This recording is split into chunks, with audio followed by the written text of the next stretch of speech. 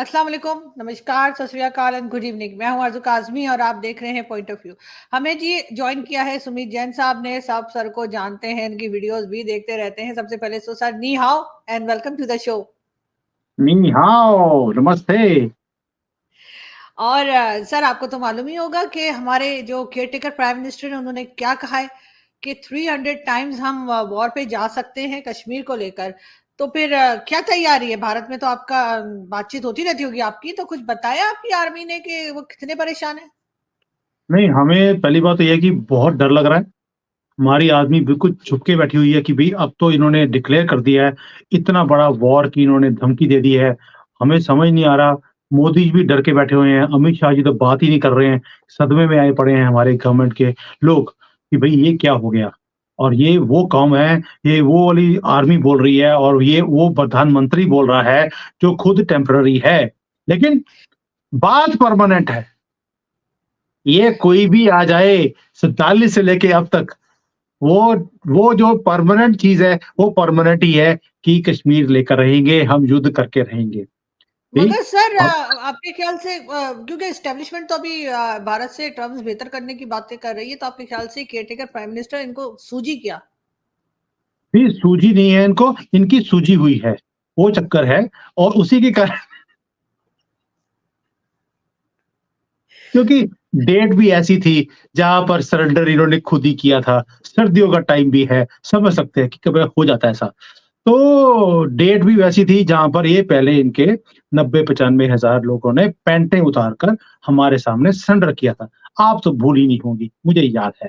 तो ये ककड़ी ककड़ी है क्या है वो जो जो ये वहाँ पे जो आता है छिल के चले जाता है इसको, ककड़ी को। तो ये ककड़ी ने भी बोल दिया ये चीज़ कि भई हम कश्मीर लेके रहेंगे, 300 बार युद्ध करेंगे। ओ भैया 3-4 बार तो करके आपने हालत देख ली अपनी और वो भी तब जब आपकी पोज़ीशन बहुत ज़्यादा स्ट्रॉन्ग थी। आज की डेट में आपकी पोजीशन ये हाल है कि भई टीटीपी आपसे संभल नहीं रहा, हर रोज़ आपके ऊपर हमले हो रहे हैं और आपकी पतलून वो खुद उतार-उतार के वो लटका के दिखाते हैं, देखो हमने कितने लोगों की पतलून लटका दी है। अभी तो भारत की सेना आपके सामने आई नहीं है। टीटीपी वालों ने तो आपकी जान ली पड़ी है, क्यों? क्योंकि आप जाते हो वहाँ पर गाड़ी लेकर, आधे रास्ते में गाड़ी रुक जाती है, वो आते हैं ठोक के चले जाते हैं आपके पास। गोली चलाने लगते हो तो मेड इन चाइना होती है, तो गोली निकलती नहीं है। निकलती भी है पीछे की तरफ आ जाती है, आपके बंदे ही मर जाते हैं। ये तो हालत है आपकी। तो मैं तो आप चाइनीज़ चाइना माल को से बैठ समझता के हूँ। सर, आप चाइना चाइना में बैठे हैं, आपको तो पता होगा, चाइनीज माल का ज्यादा पता तभी होगा। बोल रहा हूँ ना लेकिन कि फिर हमारी भी कंट्री का माल है भई, हमें तो मालूम है हमारी कंट्री का माल कैसे होता है। तो मगर जा सर ये कहीं क्यों होता है, बोल रहे चला हैं? कहीं और जाता है। सर एस्टेब्लिशमेंट इनको नहीं कह रही, फौज इनको नहीं कह रही इस तरह की स्टेटमेंट देने के लिए, क्योंकि इस वक्त तो किसी और मूड में है, भारत के साथ बात करने के मूड में। तो आखिर आपके ख्याल से ये क्या नंबर बनाना चाह रहे हैं, किसको बताना चाह रहे हैं? देखो, पहली बात है 2 चीज़ें हैं। आरज़ू जी एक है चूरन, जैसे मेजर गौरव आर्य बोलते हैं लाहौरी चूरन। हम्म। आप तो जानती नहीं हैं उनको, हम बड़ी अच्छी तरह से मेजर गौरव आर्य को जानते हैं और उनकी ये स्टेटमेंट बहुत ज़्यादा पॉपुलर है लाहौरी चूरन की। ये बिकता है आपके कंट्री में और इसी के बेस पे जैसे ही उसने स्टेटमेंट दी, ककड़ी ने, आपने देखा होगा जितने लोग बैठे थे, उन्होंने तालियाँ मारनी शुरू कर दी कि जैसे कि जंग जीत भी चुके, उसके बाद तालियाँ बजती हैं, वो हालत थी लोगों की। दैट मीन्स चूरन आज भी बिकता है। दूसरा इसके इस बंदे को मालूम है कि भी मैं टेम्पररी हूँ। लेकिन टेम्पररी होते हुए भी अगर पब्लिक कंजम्पशन के लिए कोई स्टेटमेंट दी जाए, उसमें मेरी पॉपुलैरिटी बनती है, व्हाई नॉट? और आपके कंट्री में कभी भी उन्होंने डेवलपमेंट की बात नहीं करी, आपको कैसे प्रॉपर फ्यूचर देना है उसकी बात नहीं करी, हम कैसे भीख माँगना बंद करेंगे, कंट्री को आगे लेके जाएँगे, कभी बात नहीं करते। वो बात क्या करेंगे हमेशा कश्मीर की, क्योंकि यही चीज़ लोग सुनना चाहते हैं आपके कंट्री में। डेवलपमेंट नाम की चीज़ के ऊपर नफ़रत है उनको। अब भारत से नफ़रत क्यों है? क्योंकि यहाँ पर डेवलपमेंट हो रही है। जैसे ही देखते हैं डेवलपमेंट, जैसे ही वर्ड देखा वहीं पे उनकी टेंडर फिश हो जाती है। Why? I do not know. Maybe कोई किताब में लिखा होगा कि डेवलपमेंट वर्ड को आपने एक्सेप्ट नहीं करना। आपको रियासत-ए मदीना ही चाहिए जहाँ पे ना पानी है, ना बिजली है, गधे हैं, घोड़े भी नहीं है। इसलिए गधे भी आपकी कंट्री में मिलते हैं। तो ये कुछ ऐसा इश्यू है। सेकंडली डेट भी ऐसी थी जिस दिन उन्होंने ये बात करी। क्योंकि पुराने ज़ख्म होते हैं, वो कभी हील हो नहीं सकते। इसलिए वो एकदम बड़के मारने वाली, पंजाबी बोलते हैं बड़का मारन दी आदत हुंदी है हुँ। कई लोगों को, तो वो बड़के भी मारनी होती हैं कि अपनी सूझी हुई को छुपाने के लिए, एक और बड़के मार दी कि हम नहीं छोड़ेंगे ये ज़िद को, करते रहिए। हाँ, भारत भी चाहता है कि आप ये ज़िद को ना छोड़ें, क्योंकि लेकिन आपकी सर बर्बादी का रीज़न ही ये ज़िद है। लेकिन सर इनको ख़ैर एप्रिशिएट कोई पाकिस्तान में भी नहीं कर रहा है। ऐसा नहीं कि पाकिस्तान में कोई इनकी बड़ी क्या वाह-वाह हो रही बात है कि कर रहे हैं? वाह! क्या बात कर दी। सर वो जो उधर बैठे थे उनके ऊपर ना जाएँ, वो थोड़े से लोग हैं लेकिन बाहर मेजॉरिटी जो है वो इनकी बात को नहीं सुन रही और कोई अहमियत भी नहीं दे रही। वैसे भी अभी जाने वाले हैं। लेकिन सर अगर हम बात करें हिंदुस्तान और चाइना रिलेशंस की क्या समझते हैं आप कि इस वक़्त किस तरीके पे चल रहा है ये रिलेशनशिप और बीच में ज़ाहिर है अमेरिका का भी थोड़ा बहुत जो है वो इंटरफेरेंस तो रहती ही है। हुँ। देखिए, चाइना इंडिया के रिलेशन ऑलरेडी बहुत बढ़िया से चल रहे हैं और चाइना ने अभी-अभी स्टेटमेंट भी दिया है बड़ी भाईचारे वाला कि लद्दाख हमें बिलॉन्ग करता है। तो ये बहुत भाईचारे वाली स्टेटमेंट थी कि जो भारत ने इसे यूनियन टेरिटरी बना दिया, ये इन्होंने गलत किया, ये हमें बिलॉन्ग करता है और भारत के अंदर बहुत खुशियाँ हैं इसके ऊपर। अब आप सोचेंगे यार चाइना ने तो क्लेम कर लिया लद्दाख को, भारत में खुशियाँ क्यों हैं? खुशियाँ इसके लिए हैं क्योंकि अब कॉम्पिटिशन होगा पाकिस्तान और चाइना के बीच में कि भई ये लद्दाख है किसका? पाकिस्तान बोलता है जम्मू कश्मीर सारा हमारा है, उसमें तो लद्दाख भी आ गया। अब चाइना बोलता है लद्दाख मेरा है, दैट मीन्स पहले युद्ध होगा चाइना और पाकिस्तान का कि इसके ऊपर क्लेम कौन करेगा। तो हम आराम से बैठे हैं कि लड़ते रहो, जब उसमें से जो मर-मुर के जो बचेगा कोई, उसके बाद फिर हम देख लेंगे कि कैसे हैंडल करना है। इसलिए हमारे यहाँ पे बड़ी खुशी है इस बात की कि भई लद्दाख लड़ते रहो। दूसरी बात, लद्दाख में उन्होंने ये स्टेटमेंट दे दी। अब आप बोलेंगे यार छोटी स्टेटमेंट नहीं है कि लद्दाख हमें बिलॉन्ग करता है। रीज़न एक ही है, हमने भी उनके कई ऐसे चोक पॉइंट्स हैं, जो हमने ब्लॉक कर दिए। वो बांग्लादेश में घुसने की कोशिश कर रहे थे, हमने वो रास्ता बंद कर दिया। बर्मा में एंट्री की वो ट्राई ट्राई कर रहे थे, हमने बर्मा के अंदर अपनी ट्रेन भेज दी। लो जी, स्यापा मुका दिया। वहाँ पर हमने और रेड रोड लाइन्स बनाकर हमने उनको कट ऑफ कर दिया बांग्लादेश से सी से भी और लैंड से भी। तो हम भी देखो ऐसा है कि बड़े सीधे-साधे लोग हैं। हम ऐसे पंगे लेते नहीं, हम तो ऐसी-ऐसी डेवलपमेंट करते रहते हैं। जैसे मलाक्का स्ट्रेट है, वहाँ पर हमने पोर्ट ले लिया, ठीक है? मिडल ईस्ट में ले लिया, वहाँ पे मैक्सिको कर दिया। इज़राइल में हमारे हमारे ले लिया हमने, ग्रीस में हमने लेने की बातें कर रहे हैं। तो ऐसे छोटे-मोटे हम तो डेवलपमेंट की बात करते हैं। उसमें किसी की शिप निकलेगी, करेगी, उसमें आएगी, तो हम देख लेंगे क्या करना है, लेकिन हम शांतिपूर्वक ये सारे काम कर रहे हैं। इसलिए ये भी सूझी वाला ही हाल है कि उन्होंने ये स्टेटमेंट दे दी कि लद्दाख हमें बिलॉन्ग करता है क्योंकि हम भी उनके चोक पॉइंट्स को एक-एक करके ब्लॉक करते जा रहे हैं और उन्हें साँस लेने नहीं दे रहे। और क्या होता है कि अभी तो हमने तिब्बत का मैटर टच ही नहीं किया। कि भई तिब्बत भी हमें बिलॉन्ग करता है क्योंकि भारत की सरकार में ये बातें भी चल रही हैं कि जब-जब वो लद्दाख की बात करें, हम तिब्बत की बात कर दें कि तिब्बत के ऊपर हमारा क्लेम है। अगर वो हमारे पॉइंट्स के ऊपर टच करते हैं, हम भी कर लेंगे। लेकिन ये मोदी सरकार है, ये रामचंद्र बने हुए हैं अभी भी महाभारत के टाइम में, बनते रहने दीजिए कि मर्यादा पुरुषोत्तम बन के ही काम कर रहे हैं। उसके अंदर ही हमने कुछ पोर्ट्स हमने ले लिए अपने कब्ज़े में, जहाँ-जहाँ से मेजर ट्रांज़िट पॉइंट्स हैं इनके तेल के। तो इसीलिए आपने देखा होगा अदानी को यहाँ पर भारत के अंदर बहुत ज़्यादा टारगेट किया गया, टारगेटेड था अदानी के ऊपर। क्यों? क्योंकि वो सारी चीज़ें टेक ओवर करता जा रहा है, जहाँ-जहाँ पे पाक चाइना के इंटरेस्ट हैं। तो इसलिए वहाँ पर यहाँ पर भी एक पब्लिक कंज़म्पशन के लिए थोड़ा-सा भारत को डराने के लिए क्योंकि ऑलरेडी भारत डरा हुआ था। जैसे ही उन्होंने देखा कि पाकिस्तान की इतनी बड़ी स्टेटमेंट आ गई है, 300 बार वो हमला करेंगे हमारे ऊपर, भारत की सरकार और आर्मी डरी हुई है।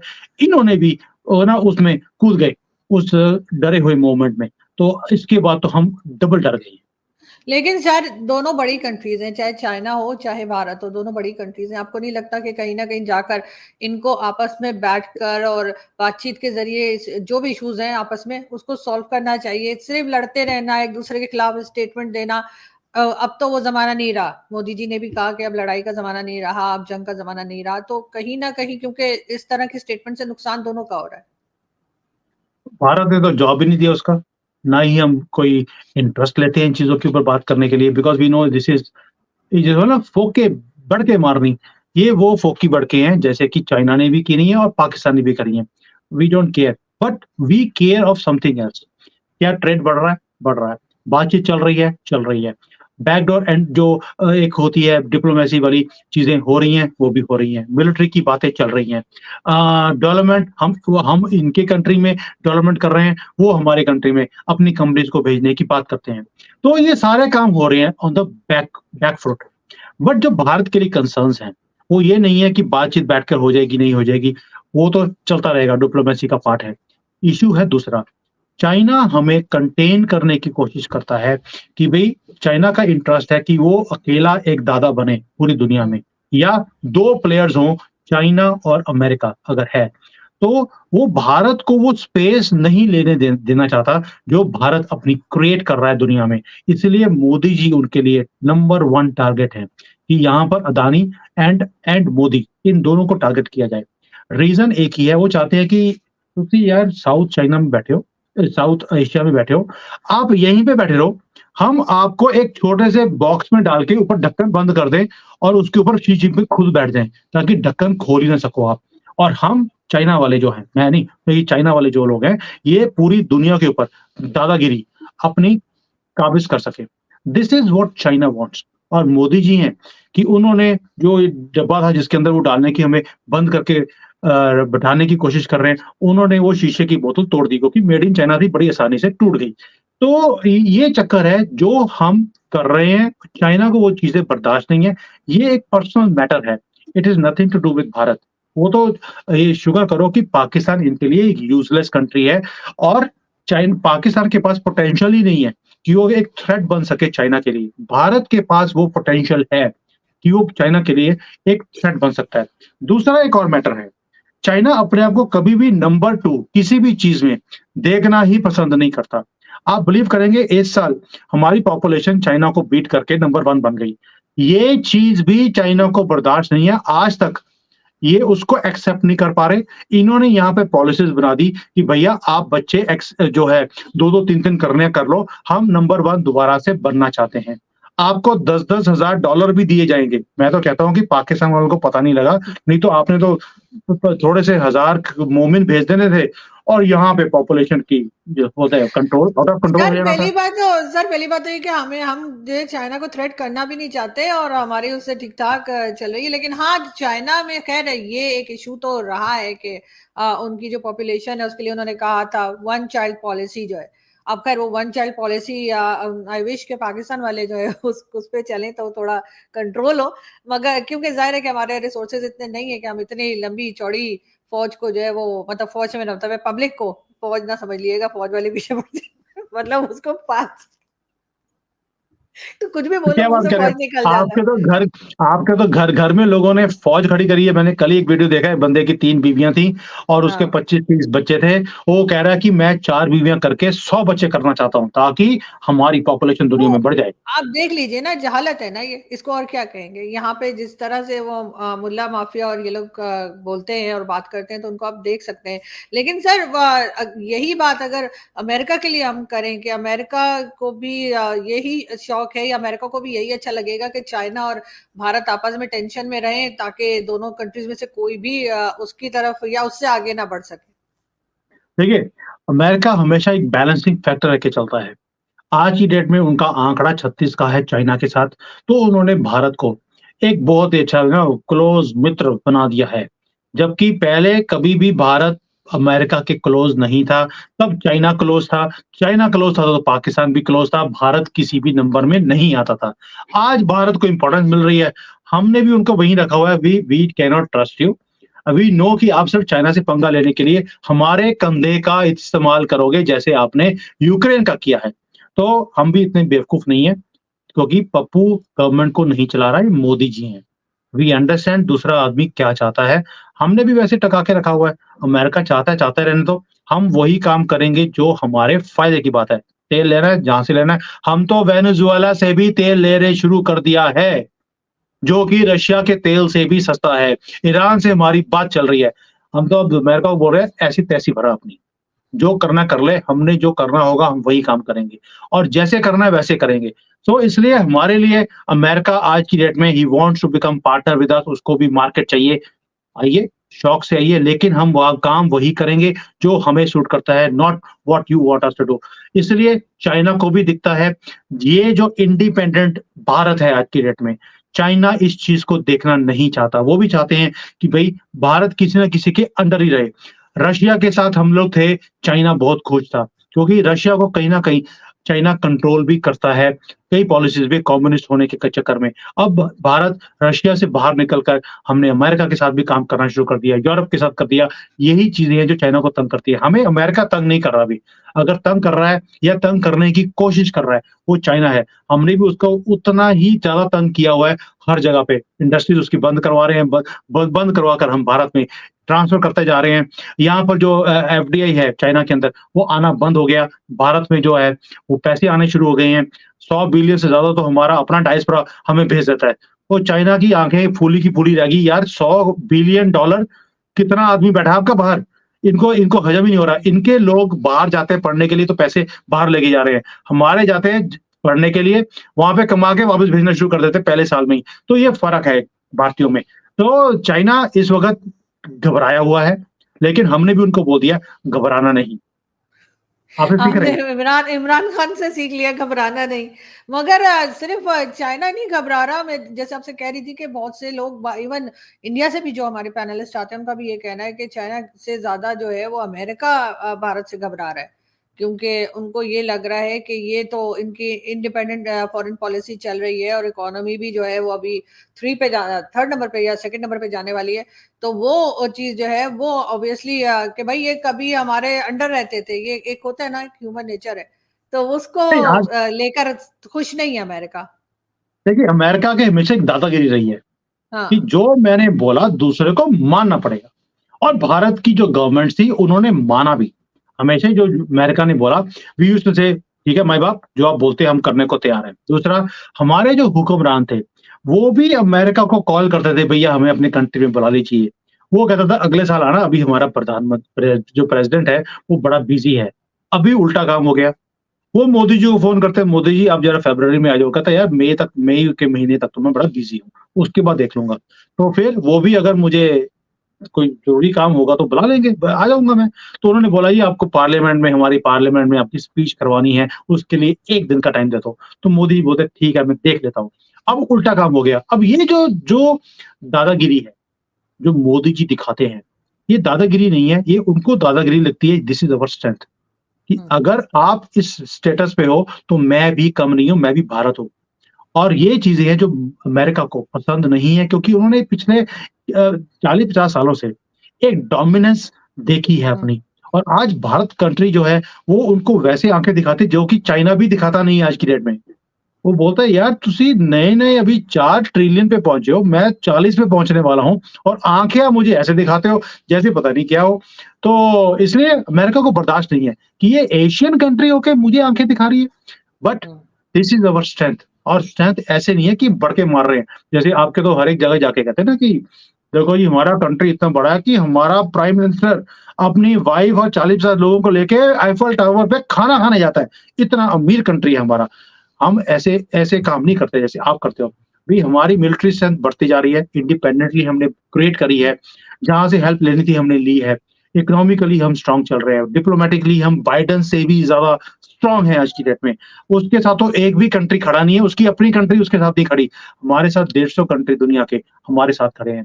चाइना के साथ कौन खड़ा है आज की डेट में? सिवाय पाकिस्तान के, वो भी इसलिए क्योंकि माल वहाँ से आता है। अगर वो ना आए, तो आप चाइना के साथ भी खड़े नहीं हो। तो अमेरिका के साथ कोई नहीं खड़ा, चाइना के साथ कोई नहीं खड़ा। क्या इन लोगों को दिखता नहीं है? अगर आरज़ू काज़मी और कॉफ़ी विद सुमित जैन को दिखता है, क्या इन दोनों को दिखता हम्म। नहीं है?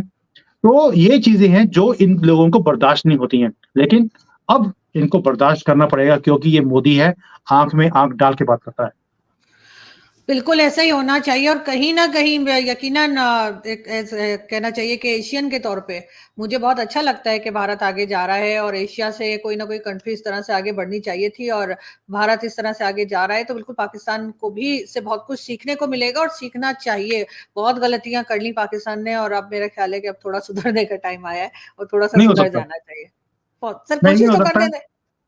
देखिए, अ, हो इसलिए नहीं सकता, डीएनए में ही दिक्कत है। सर आपको डीएनए अपना तो एक ही डीएनए है। सर नहीं डीएनए है, की मैंने आपको पहले भी बोला था, लालच में है। आकर आपने डीएनए चेंज कर लिया था बहुत सदियों पहले। तो वो दोबारा से बंदे का पुत्र बनने के लिए आपको भी 1-2 जनरेशंस लगेंगी, उसके लिए आपको बड़े काम करने हैं। उसके लिए सबसे पहला, जो ये कक्कड़ जैसे बंदे हैं, जिनके दिमाग में आज भी ये है कि हम 300 से ज़्यादा युद्ध करने पड़ेंगे, हम करेंगे। अपने आप को बर्बाद कर लेंगे, कंट्री का नाम खत्म कर देंगे, पाकिस्तान नाम की चीज़ ना रहे। हम लेकिन ये ज़िद नहीं छोड़ेंगे। जब तक आप इस चीज़ को चेंज नहीं करते, तब तक आपका कोई सुधार नहीं हो सकता। मैडम, मुझे मालूम है ये जितने भी प्रधानमंत्री आते हैं, सब आपको अपनी बेटी बना लेते हैं इमीडिएटली। जी। इन्होंने भी बना लिया होगा।